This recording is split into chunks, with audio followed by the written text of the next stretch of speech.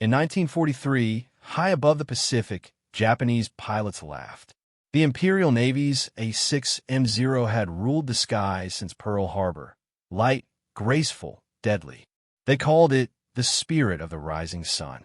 And when word spread of America's new fighter, a heavy, boxy machine named the F6F Hellcat, they mocked it.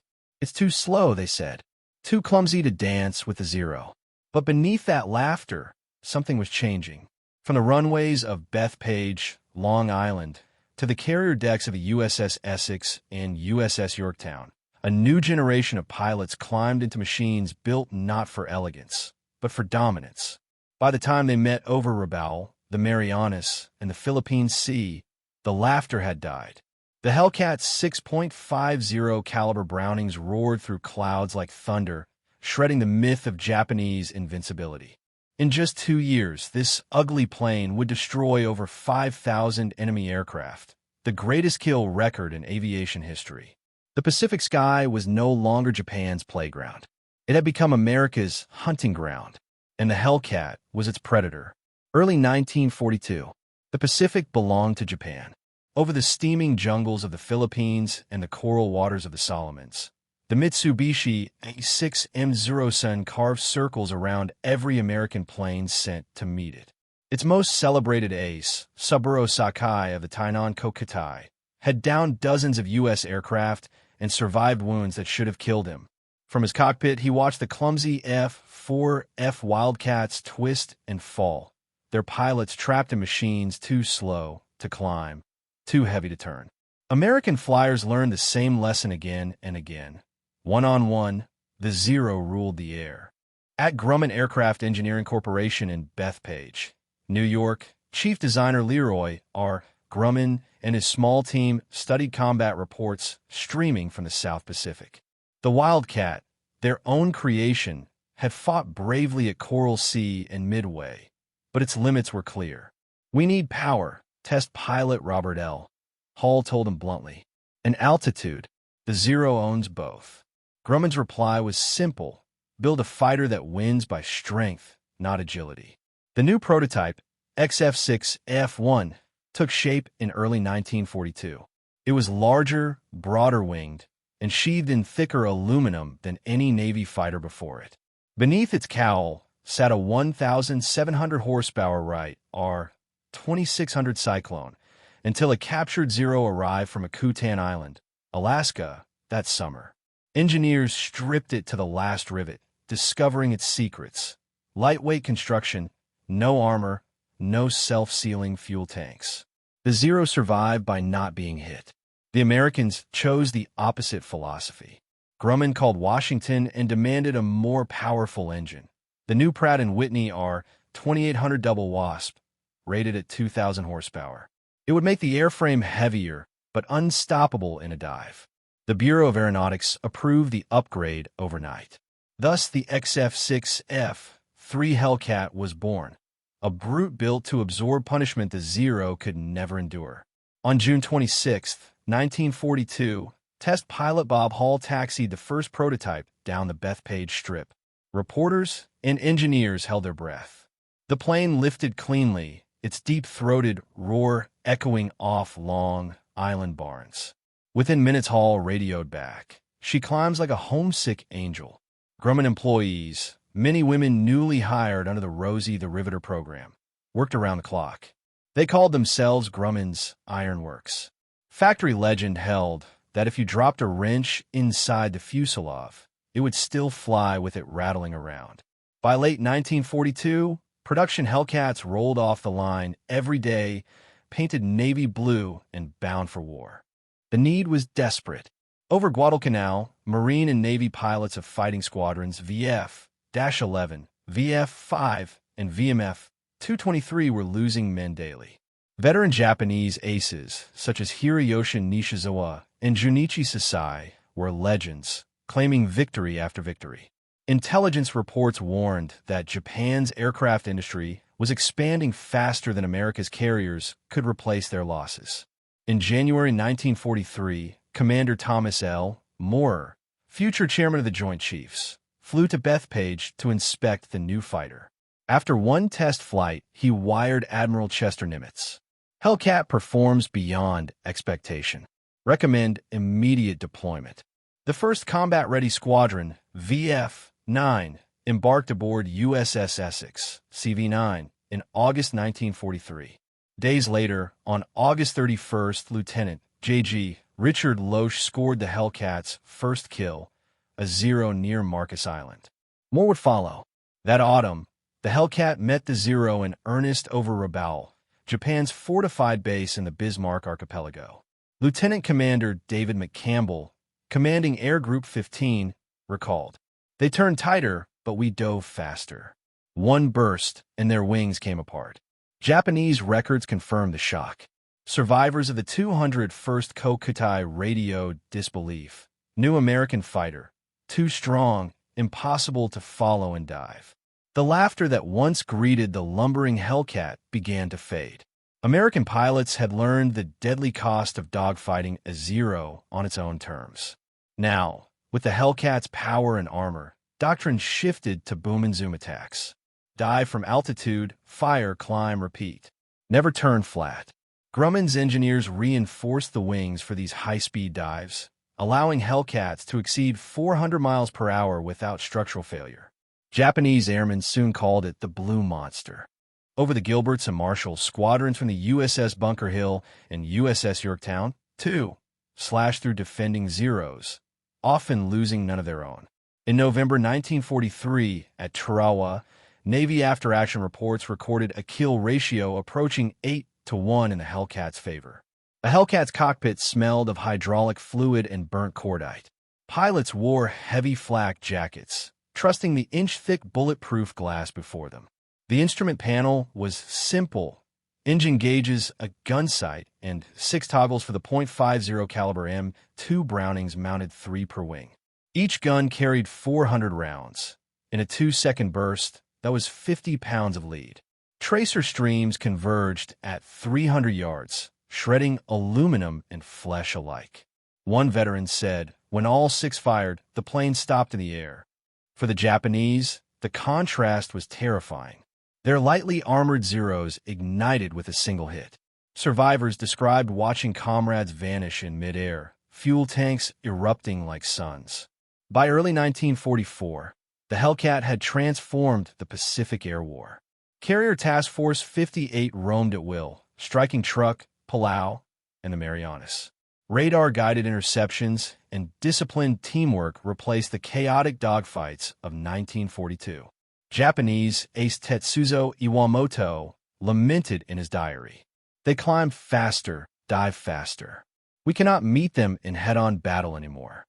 From that admission onward, the balance of the Pacific sky shifted forever.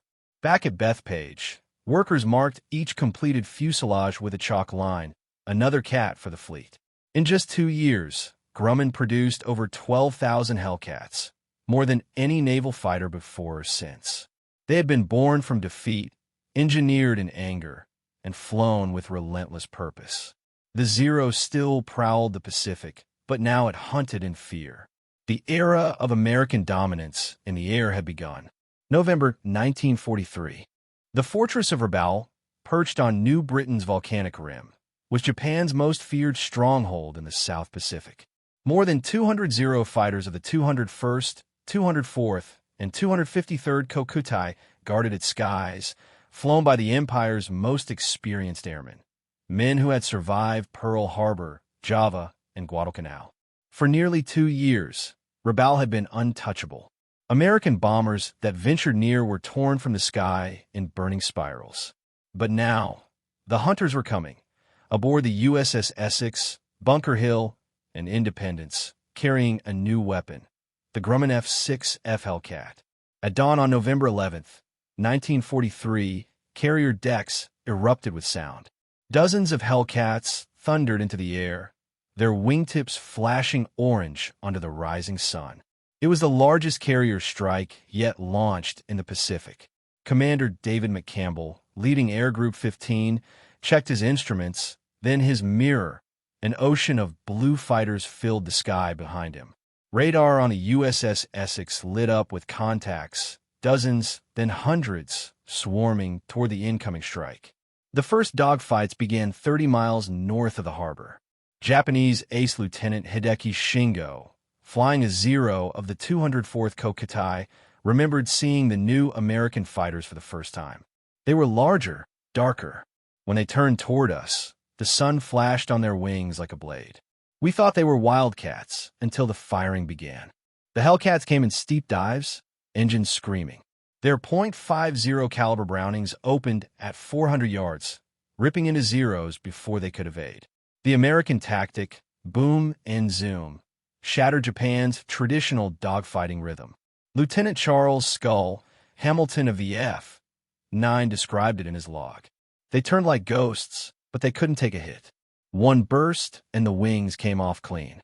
In less than an hour, 49 Japanese aircraft were destroyed for the loss of 5 Hellcats. Rabaul's air power, once the terror of the Pacific, began to crumble. For the Japanese, the shock went beyond the losses. The Zero's once feared maneuverability was now its curse. It could outturn a Hellcat, but only in a tight, slow circle that left it exposed to radar-guided American teamwork. U.S. pilots flew in disciplined pairs, the thatch weave perfected during Guadalcanal. While one plane lured the enemy into a turning fight, his wingmen swept in for the kill. It wasn't elegant, but it was lethal. Saburo Sakai, now instructing at Yokosuka, warned in a dispatch to Fleet Command. These new American fighters are not dueling. They are hunting. After Rabaul's skies burned, the Pacific Campaign surged forward. The Hellcat now formed the cutting edge of Task Force 58, Admiral Mark Mitcher's fast carrier armada. In January 1944, Operation Flintlock struck the Marshall Islands. Carriers Enterprise, Yorktown, and Bunker Hill unleashed waves of Hellcats over Kwajalein and Roynamore. Japanese defenders scrambled everything they had, 56 Zeros and a handful of obsolete A5M Claude fighters. Within 24 hours, 45 enemy planes were downed. The Americans lost 4. The message was clear: Japan's golden age of aerial dominance was over. February 17, 1944, the day the sky above Truk Atoll turned to fire. Known as Japan's Gibraltar of the Pacific, Truk sheltered the combined fleet's forward anchorage. Battleships Yamato and Musashi had sailed from here only months before. At dawn, more than 70 Hellcats swept in ahead of torpedo bombers and dive bombers. Japanese radar failed early. Most defenders were caught climbing into the sun. Lieutenant Alex Vrashu, flying with VF-6 from USS Intrepid, described what he saw. Zeros came up in 2s and 3s. I lined one up, fired 2 seconds, the cockpit exploded. Then another crossed my nose, and I walked the tracers through him. It was like shooting glassbirds. By dusk, Truk sky was a graveyard of smoke trails. 190 Japanese aircraft were destroyed in the air and on the ground. American losses, 25 planes total. The next morning, Vrashu flew over the lagoon again. Below, ships still burned in the turquoise water. A fleet destroyed without a single bomb dropped by a Hellcat, only by its guns. Japan's greatest pilots were dying faster than they could be replaced. Hiroyoshi Nishizawa, Shoichi Sugita, Takeo Tanamizu, legends who had once seemed untouchable, now flew against men trained in gunnery, radar, and teamwork. Nishizawa wrote home after the Truk battle. Their fighters come from everywhere. The sky itself attacks us. He would die later that year over the Philippines, shot down by Hellcats of the F-15. By mid-1944, the Japanese Navy's pilot corps, once its most elite force, was decimated. Combat reports show some squadrons losing 70% of their men in single engagements. Replacement pilots often had less than 100 flight hours before facing the Americans. Meanwhile, Hellcat training at NAS Jacksonville and NAS Miramar turned out hundreds of new aviators every month. The quality gap became a chasm. By spring 1944, the numbers told the truth. In just 8 months of combat, Hellcats claimed over 2,000 aerial victories for the loss of fewer than 250 aircraft. That's an 8-to-1 ratio, verified by U.S. Navy records. For Japan, It was unsustainable. The skies that had once been ruled by Zeros now belonged to the Iron Cat. Captured Japanese pilot ensign Matsuo Kondo, interrogated at Pearl Harbor in 1944, said quietly, "The Zero was beautiful, but beauty cannot stop bullets." His words spread among intelligence officers like a eulogy. American pilots, too, respected their enemy's skill. Commander McCampbell later said, "They fought with courage, but they couldn't survive the machine they built for speed instead of life." As 1944 dawned, the Pacific Air War had changed forever. The Hellcat was no longer a newcomer. It was a symbol of unstoppable momentum. With trucks shattered and Rabaul silenced, Japan's outer defense ring began to collapse. The road to the Marianas, and ultimately to the Japanese home islands, was now open. The men who had once looked up in fear now looked down in control. And somewhere in the rising heat of the equatorial sky, the spirit of the Zero, proud, graceful, doomed, began its long descent into legend. June 19, 1944. The Pacific stretched wide and silent, an endless mirror of steel-blue water. Above it, history waited. The U.S. Fifth Fleet under Admiral Raymond Spruance had arrived off the Mariana Islands. Its mission: destroy Japan's air power, capture Saipan, and open the path to Tokyo. But Japan would not surrender the Marianas without a fight. To the north, Vice Admiral Jisaburo Ozawa prepared his carriers: Taiho, Shokaku, Zuikaku, and 6 light carriers, the last pride of the Imperial Navy. On their decks waited nearly 450 aircraft, flown by men who had once trained under the shadows of legends like Mitsuo Fukuda and Minoru Genda. They called it Operation Eigo, Japan's final gamble to crush the American advance. From the bridge of Taiho, Ozawa stared eastward. His pilots were young, too young. Many had only 100 hours of flight time. Yet their orders were clear: destroy the U.S. carriers before the Americans reached Saipan. Among them was Ensign Keiji Matsumoto, a 21-year-old Zero pilot of the 601st Air Group. He wrote in his diary the night before battle, "Tomorrow we strike. We have been told the Americans bring a new fighter, the Hellcat. They say it is strong, but no machine can match spirit." The next morning, his carrier's deck roared to life. Engines screamed, propellers blurred, and one by one, the last elite squadrons of the Imperial Navy rose into the sunlight. Far below, American radar operators aboard the USS Lexington and USS Enterprise watched their screens explode with blips. Raid bearing 270, Angels 18, range 150 miles. The battle had begun. From carriers Lexington, Bunker Hill, Hornet, and Yorktown, nearly 450 F6F Hellcats clawed into the sky. Leading them was Commander David McCampbell, Air Group 15, a calm, precise tactician whose kill count would soon become legendary. As the blue sea vanished beneath him, McCampbell radioed, "Remember what you're flying. Remember what they're fighting for." Above the Marianas, the air began to shimmer. The first waves of Japanese planes, Zeros, Judy dive bombers, and Jill torpedo planes, appeared as dark specks on the horizon. The Hellcats dove to meet them. At 10 a.m., the first wave reached Task Force 58. The Zeros broke formation, their pilots diving recklessly at the U.S. ships, while the Jills skimmed the waves, hunting carriers. McCampbell's division intercepted them at 20,000 feet. "They came in fast and high, like bees over honey," he recalled later. "We just cut through them." Hellcat gunfire ripped the sky open. One by one, Japanese bombers burst into flame before reaching release range. Below, carrier gunners added their own thunder, 5-inch shells, 40mm Bofors, and machine guns lacing the air with white tracers. The ocean erupted in walls of water as bombs fell short. When the first wave ended, 42 Japanese planes were down. The U.S. fleet had suffered 0 hits. 2 more Japanese waves followed, each smaller than the last. By afternoon, the battle had turned into slaughter. Hellcat pilot light, JG, Alex Vrashu spotted a formation of Judy bombers descending toward the fleet. Diving from above, He opened fire at 200 yards. His tracers walked straight into the lead plane, then the next and the next. In just 8 minutes, Vrashu shot down 6 bombers, one of the fastest kill streaks in naval aviation history. His gun camera footage showed flaming wrecks falling like meteors into the sea. That day, U.S. Navy pilots claimed over 300 Japanese aircraft destroyed, the largest one-day aerial massacre in history. High above the clouds, the survivors of the 601st Air Group were running out of fuel, bullets, and hope. Ensign Matsumoto Zero had taken a single .50 caliber hit through the wing. His instruments flickered. He saw the ocean glinting far below, and no carrier decks waiting to recover him.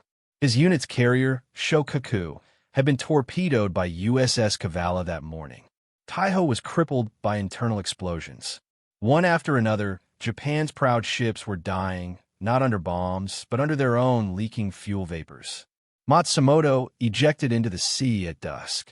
Only a handful of his squadron would ever return to Japan. By sunset on June 19th, the Imperial Japanese Navy had lost over 350 aircraft and 3 carriers. The U.S. lost 29 planes, most to mechanical failures or fuel exhaustion. The kill ratio that day was 19-1 in America's favor, the most one-sided air battle in world history. Japanese Rear Admiral Takatsujojima, watching from the cruiser Chikuma, wrote in his report, "Our young men were brave, but bravery no longer has a place in the sky. The F6F Hellcat proved more than just a fighter. It was an ecosystem of victory. Its Pratt & Whitney R2800 engine gave it over 2,000 horsepower. It could climb faster than the Zero, absorb incredible damage, and still bring its pilot home." Veteran pilot Lieutenant Commander Bill Dean once landed his Hellcat on the Essex with 200 bullet holes in the fuselage. The plane's rugged frame, designed by Grumman's Iron Works, saved countless lives. It wasn't glamorous. It wasn't sleek, but it worked. For Japan, the loss of the Marianas meant more than defeat. It meant exposure. The American bombers now had bases within range of Tokyo. The once invincible Zero was obsolete, and Japan's industrial capacity couldn't build replacements fast enough. From this point forward, the empire would fight a defensive air war, desperate, scattered, and often suicidal. As Admiral Ozawa's battered fleet limped back to Okinawa, he sent his final signal to combined fleet headquarters. "The enemy's air power is overwhelming. Our strength is gone."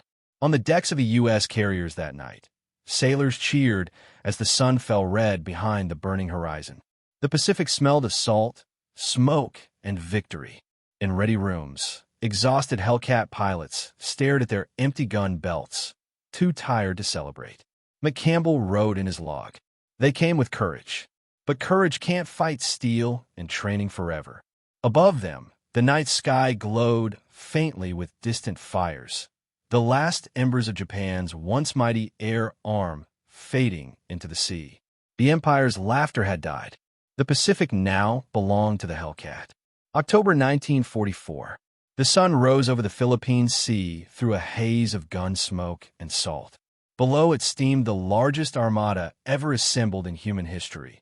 Admiral William Halsey's Third Fleet, nearly 800 ships strong, heading toward Leyte Gulf. For the men aboard the carriers Essex, Lexington, Intrepid, and Enterprise, the war had come full circle. They had chased the rising sun across half the world. Now, at last, they were coming to finish it. General Douglas MacArthur's invasion of Leyte was already underway when Halsey's fast carriers moved in to protect the beachhead. Air Group 15's commander David McCampbell and his Hellcat squadrons would lead the defense. The Japanese combined fleet, desperate to stop the landings, launched Operation Shogo, a complex, multi-pronged counterattack meant to crush the American fleet from 3 directions. Admiral Jisuburo Ozawa again sailed north as bait with the remnants of his carriers, Zuikiku, Zuho, Chitose, Chiyoda. To the south, Vice Admiral Takeo Kurita's center force surged through the Shibuyan Sea, with battleships Yamato and Musashi at its heart. If the plan succeeded, America's invasion fleet at Leyte would be annihilated.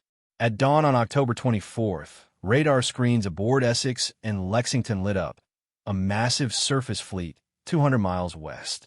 Halsey's order was immediate: strike, repeat, strike. Waves of Hellcats, Helldivers, and Avengers thundered off the decks. Among them, Light J.G. George Brown of the F-18 checked his wing guns, 400 rounds per barrel. Below, the world's largest battleship awaited. For hours, Hellcats circled above as bombers dove. Each time the Musashi's 18-inch guns fired, the concussion rocked the air. Hellcats strafed the decks, suppressing anti-aircraft crews so the dive bombers could aim true.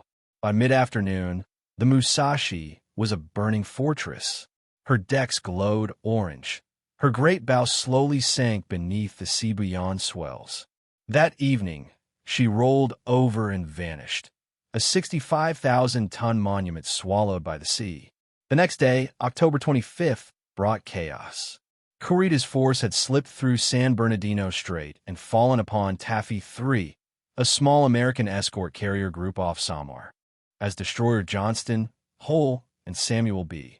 Roberts charged the Japanese line, a handful of Hellcats from VC-10 and VC-13 fought desperately above them, strafing battleships and torpedo planes alike. Pilote te Thomas Riley. We went in low, right down the funnels of the cruisers. I could see gunners waving swords at us. Their ammunition gone, some Hellcats made dummy attack runs to draw fire away from the carriers. By noon, Kurita, confused by the ferocity of the defense, ordered withdrawal. Against impossible odds, Taffy 3 had survived. The Hellcat had again proven itself not just a hunter, but shield. That same day, far to the north, Ozawa's decoy carriers were annihilated by McCampbell's fighters in the Battle of Cape Engano. In one sortie, McCampbell and his wingman Ensign Roy Rushing destroyed 9 enemy planes each, a record unmatched in naval history. But as the smoke cleared, a darker weapon appeared, born of despair. In late October 1944, Japan's 1st Kamikaze Special Attack Corps took flight from a Balakat airfield on Luzon. Lieutenant Yukio Seiki, a respected instructor, led the first wave toward the U.S. carriers off Leyte. His target, the light carrier USS St. Lo. At 10:51 a.m., Seiki's Zero plunged through anti-aircraft fire and slammed in her flight deck, detonating her bomb load. Within minutes, St. Lo sank, the first major ship lost to a kamikaze. For the men who saw it, the shock was indescribable. Hellcat pilot Light J.G. Fred Lingo, circling above, radioed. He never missed. He never even tried to pull up. By December, kamikaze attacks were constant. Hellcats became both hunters and guardians, intercepting the suicides miles from the fleet. Task Force 38, operating off Mindoro, recorded over 300 kamikaze sorties in a single week. The F-83, flying from Essex, shot down 52 attackers, but 16 still broke through. Japanese pilot Ensign Masao Sasai, age 20, wrote in his final letter, "If our bodies are bullets, then let's fly straight." These men were no longer fighting for victory, only for meaning.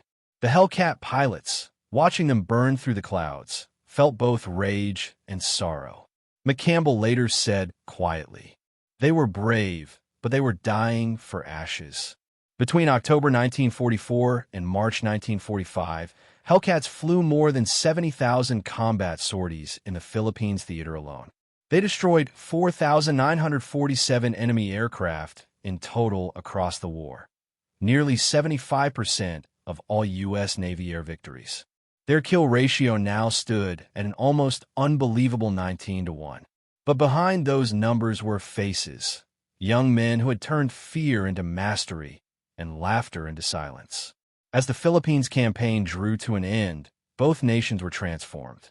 Japan's veteran Air Corps was gone, its skies filled with the smoke of burning oil and final prayers. The United States had learned that victory carried a heavy cost, not only in lives, but in innocence. One American pilot wrote home, "They don't run anymore. They just come straight at you. I can't hate them, but I can't stop them either. By early 1945, the Hellcat stood poised for its final battles: Iwo Jima, Okinawa, and the edge of Japan itself. The Pacific's blue sky had become a graveyard of courage. February 1945. The ocean east of Japan seethed with gray ships and rising steam.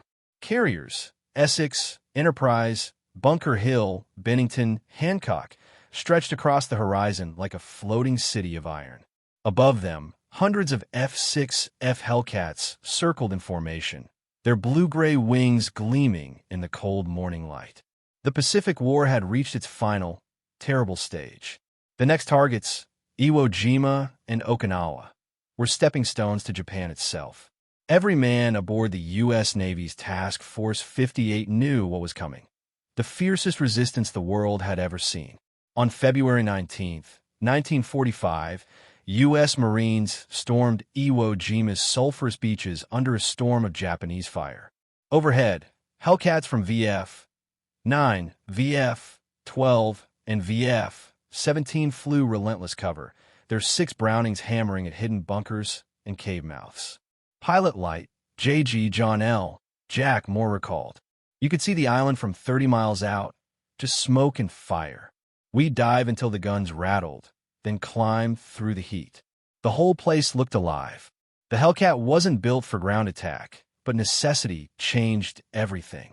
Using HVR rockets and 1,000-pound bombs, it became a strike fighter, clearing ridges for advancing Marines. In 26 days of battle, more than 6,800 Americans and over 18,000 Japanese defenders were killed. Every yard of black volcanic rock cost blood.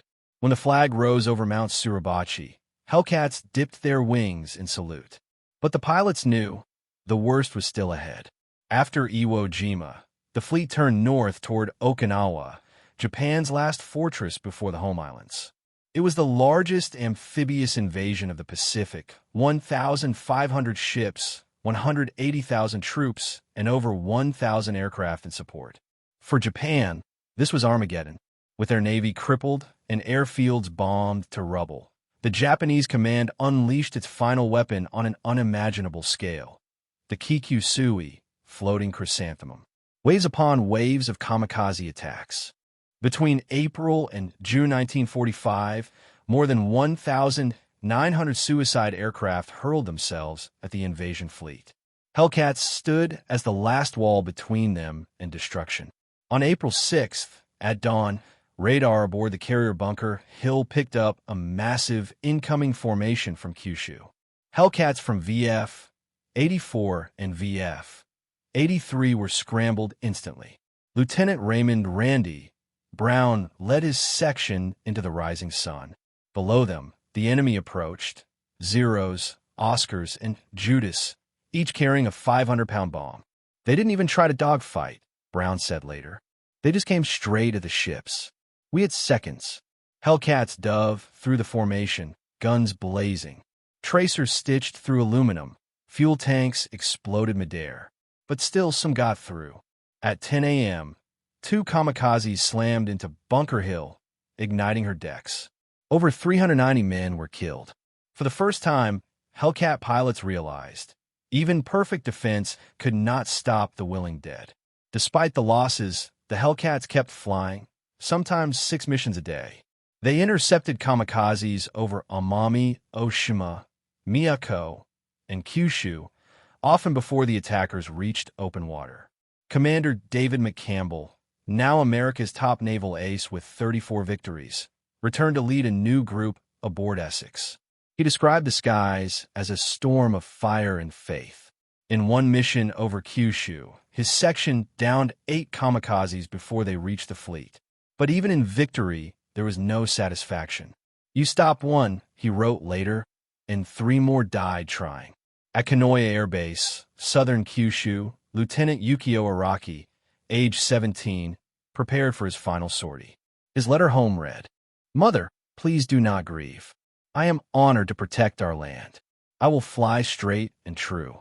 Hellcat pilots later found his diary in the wreckage of a Zero after it crashed near USS Bunker Hill. He had never seen combat before. By mid-May 1945, Japan had lost nearly 7,000 aircraft over Okinawa. Of those, more than half were kamikazes.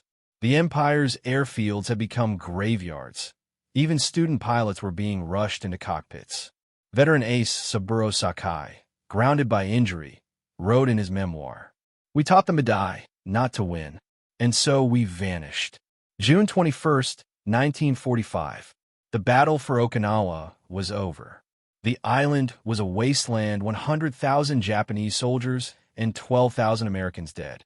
But from its airfields, the B-29s now had a clear path to Tokyo. The Hellcat's work was nearly done. In 3 years of combat, it had flown 66,000 sorties, destroyed over 5,100 enemy aircraft, and protected every major amphibious landing from 1943 to 1945. No other naval fighter in history had matched its record. For the American pilots, triumph came with ghosts. They had seen courage twisted into suicide, beauty turned into ash. In ready rooms, they hung snapshots of the men they'd faced, smiling Japanese boys beside their Zeros. Hellcat Pilot Light, JG, Robert Porter wrote in his log, "We didn't kill them. The war did." That summer, the Hellcats still flew, patrolling off Okinawa, as B-29s began to bomb Tokyo and Nagasaki.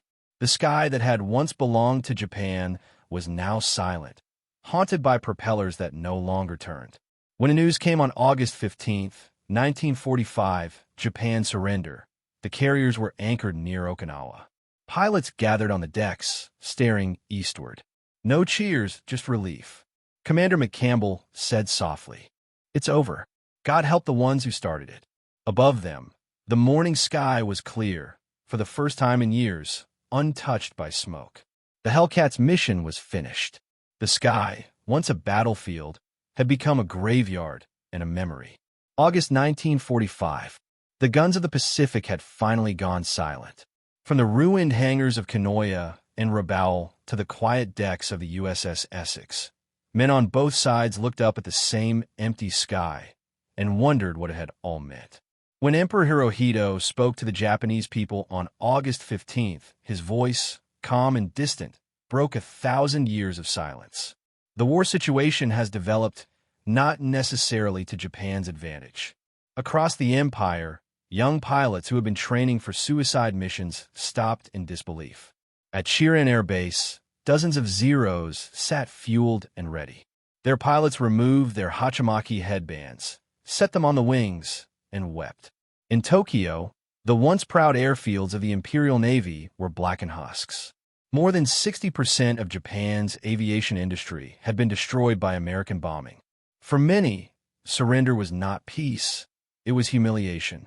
Captain Saburo Sakai, the surviving ace who had downed 64 aircraft, refused to fly again. "I saw the sun rise through tears," he wrote. "It was the same sky we fought under, but it felt like a stranger." On the American side, the Hellcats were still flying, not in combat, but in vigilance. They patrolled the waters off Japan, escorting occupation forces and relief ships to devastated islands. Aboard the carrier USS Hancock, Lieutenant Robert Bob Porter wrote in his diary, "No Volkfeets, no flak, just clouds. I kept expecting the tracers, the smoke trails, but there's only wind now." By September, the F6F Hellcat was already being replaced by the F8F Bearcat, a faster successor born too late for war. The Hellcats that survived were lined up on carrier decks and airfields, paint peeling under the Pacific sun. They had flown the last great propeller war and won. The statistics were staggering. From 1943 to 1945, Hellcats destroyed 5,156 enemy aircraft, a record unmatched in aviation history. Their loss ratio was barely one Hellcat for every 19 kills. But every number had a name. More than 2,400 Hellcat pilots never came home. Their dog tags lay in the coral, in jungles, in the cold depths where carrier planes fell flaming into the sea. In the ready rooms of the Pacific Fleet, photos still hung, faces of boys who had flown into eternity. Commander David McCampbell, America's top Navy ace, visited Arlington Cemetery after the war. He placed his wings on a friend's grave and said quietly, "We fought hard. We did what we had to. But God, it cost us." In Japan, the veterans faced a different silence. Of the 3,500 naval aviators who had flown at the start of the Pacific War, fewer than 400 were still alive by 1945. Many had watched their comrades vanish in flames over Okinawa and the Philippine Sea. For the survivors, there was no honor guard, only hunger and shame. Lieutenant Hiroshi Nishizawa, once the Imperial Navy's most celebrated ace, died in a transport crash days before Japan's surrender. His friends buried him in a rice field with a wooden marker. Former kamikaze pilots were shunned, their sacrifice too painful to honor. In 1949, one of them, Lieutenant Haruo Araki, wrote in a small Tokyo newspaper, "I was ready to die, but I was not ready to live with defeat." Still, as peace returned, some sought redemption in rebuilding, teaching aviation again, this time for peace. By the late 1940s, the world had moved on. Jet engines replaced propellers. The F-86 Sabre soared into Korea. The Hellcat became history. Yet, for those who had flown it, the Hellcat was more than metal. It was a companion, a shield between life and death. At reunions decades later, pilots still spoke of its reliability. "The Hellcat would take punishment no man should survive," said Ensign Jim Daniels, who crash-landed his F6F twice and walked away both times. In Japan, restored Zeros began to fly again, not for war but for remembrance. Old enemies met at air shows, shaking hands, sharing photographs. Some cried, others smiled through tears. In 1951, under American occupation, Japan began building aircraft again, this time under a new name, Mitsubishi Heavy Industries. The same company that had designed the A6M0 now produced civilian planes for peace. American engineers, some who had once fought against them, helped train the new generation. Former adversaries became partners in the Cold War's uneasy peace. Above the Pacific, air routes replaced air battles. The same skies once filled with fire now carried passengers and mail. The war had begun in arrogance and ended in exhaustion. But out of the smoke, something fragile emerged, understanding. In 1960, Commander McCampbell visited Japan as a guest of honor. At a memorial in Chiran, he laid flowers for the kamikaze pilots. Reporters asked him what he felt. He said, "I came here as a warrior once. Today, I come as a man who learned how much peace costs." The Pacific sky has long since cleared. The waves roll quietly over the wrecks, the ships, the planes, the men who vanished into the blue. But every sunrise over the ocean still catches a glint of aluminum beneath the water, reminders of the time when laughter, courage, and death shared the same clouds. For a brief, burning moment in history, the F6F Hellcat ruled those skies, and the men who flew against it, in their fragile Zeros, proved that valor lived on both sides of war. Because in the end, the sky forgets nothing. It only remembers how fiercely men once dreamed of flying. The Pacific sleeps now. Its waves roll over the rusting bones of ships and the coral graves of airmen who never came home. But in the silence, the echoes remain, the roar of engines, the staccato thunder of guns, the last radio calls fading into static. The F6F Hellcat and the A6M0, once symbols of two warring empires, now rest side by side in museums and ocean depths. Their metal has faded, but their stories still burn. At Pearl Harbor Aviation Museum, an F6F Hellcat stands beneath a restored Japanese Zero. Visitors walk between them in awe, children staring at the bullet holes patched long ago. A sign beside the Hellcat reads, "The machine that won the Pacific." Across from it, the Zero's placard bears a quieter message. The aircraft that carried the spirit of Japan. Two planes, two nations, each built by men who believed they were defending their home, each flown by boys barely old enough to shave. Their rivalry defined an era. Their legacy defines what came after. After 1945, the world entered a fragile peace, one built on lessons carved into the sky. The United States emerged as the new air power of the modern age, while Japan, broken but resilient, rebuilt itself into an economic and technological giant. The same country that once made Zeros would later build the Mitsubishi F-2, a supersonic fighter flown in defense of peace. The same factories that once produced Hellcats now built passenger aircraft and spacecraft components. The tools of war had become the instruments of progress. Every year in Chiran, Japan, cherry blossoms bloom beside the Kamikaze Peace Museum. There, visitors read letters written by pilots who never returned. Boys who flew not for hatred, but for duty. One of them, Lieutenant Yukio Araki, who died at just 17, wrote, "When the blossoms fall, think of us. We were petals scattered in the wind." Among the visitors are often American veterans, old men with canes, sometimes wearing their squadron caps.